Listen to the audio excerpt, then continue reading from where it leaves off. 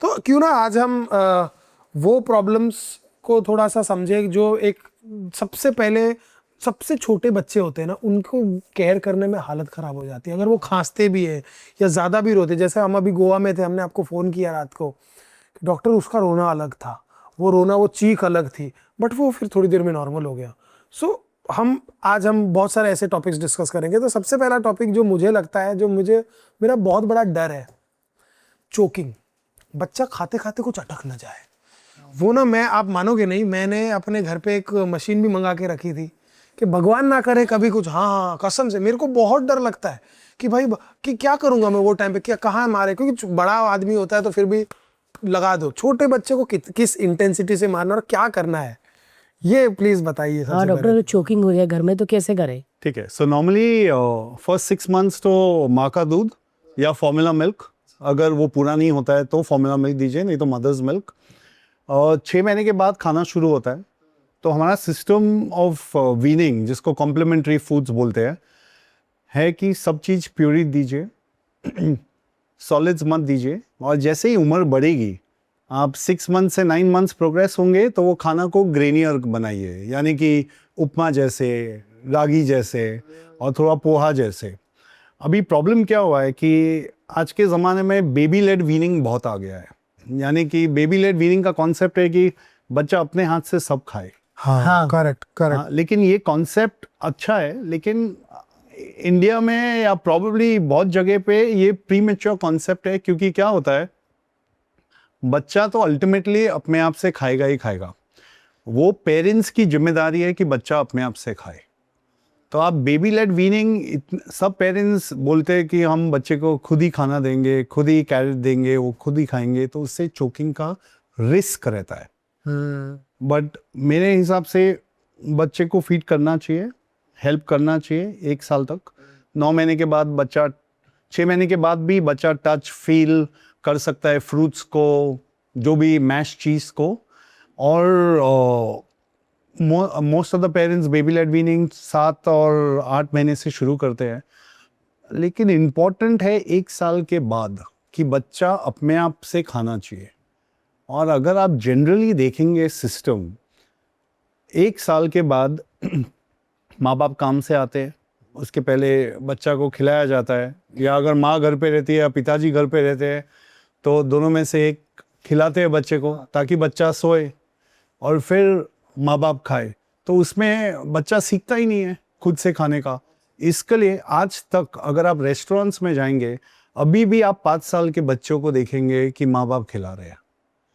तो baby led weaning का समय है, और मेरे हिसाब से 1 साल के बाद बच्चे को अपने आप खाना चाहिए। लेकिन उस समय भी आप चना, सींग, पॉपकॉर्न, पीनट्स संभाल के दीजिए, क्योंकि वो चोकिंग का इवेंट कॉज कर सकता है। नंबर 2, अगर बड़ा बच्चा जो 4-5 साल का है, जिसको पॉपकॉर्न खाने की आदत है, और छोटा बच्चा 1 साल का है, तो भाई बहन या भाई भाई एक साथ में बैठ के खाते हैं, तो नॉर्मली बड़ा बच्चा पॉपकॉर्न छोटे बच्चे के मुंह में डाल देता है। सही बात है। हाँ, तो मेरा एक ऐसा केस था कि वो ऐसा ही हुआ एग्जैक्टली, और बच्चा कंटिन्यूसली खाते गया, और बाद में भी डायग्नोस कि एक कॉर्न पीस अंदर अटक गया था, तो उसको फिर हम बाद में निकाले।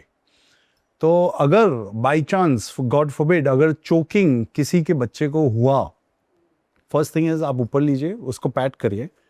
अगर बहुत बुरी तरीके से चोक हुआ और इमरजेंसी चाहिए, तो एक हेमलिश मनूवर है, जहाँ बच्चे के पीछे खड़े रहिए और हाथ अब्डोमेन में करिए, करेक्ट, और 2-3 बार जोर से प्रेशर करिए। यूजुअली ये सेटल हो जाता है।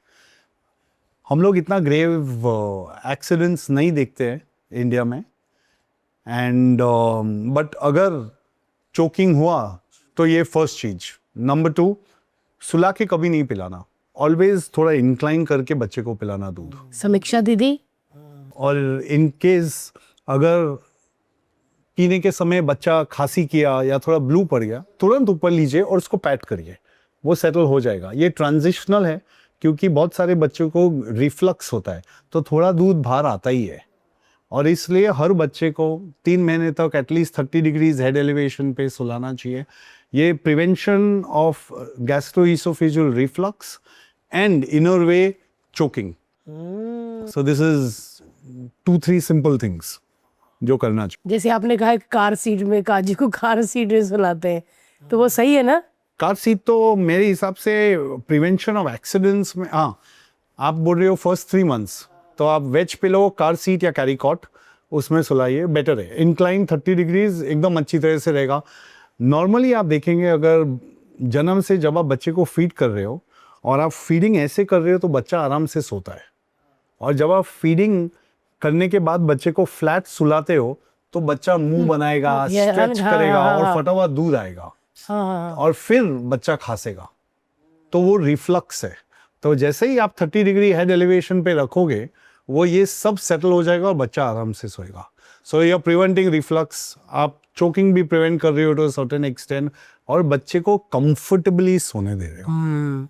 डॉक्टर, जो आपने बोला फटा हुआ दूध निकलता है, वो छोटे छोटे बच्चों को जो निकलता है, वो सही होता है या मैं गलत डर होता गई, मैंने फीडिंग करवाई और थोड़ी देर बाद फटा हुआ, तो मुझे लगा मैं खराब हूँ, मेरा दूध कैसे खराब हो गया, या मैंने दही खाई थी, मैं ये सोचने लगी। वो क्या होता है डॉक्टर? तो इसको गैस्ट्रोइसोफेजियल रिफ्लक्स बोलते हैं, जो फूड पाइप और स्टमक में एक वाल्व है जो थोड़ा लूज होता है, और वो जैसे ही उम्र बढ़ती है वो टाइट होता है और बेटर होता है। तो 3 महीने तक ये रिफ्लक्स 70% सेटल हो जाएगा। तो जो फटा हुआ दूध आता है, क्योंकि दूध पेट में जाता है, वहाँ एसिड है तो दूध फटता है और फिर थोड़ा दूध ऊपर आता है।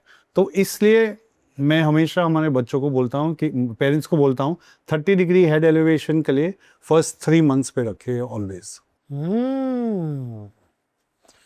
तो ये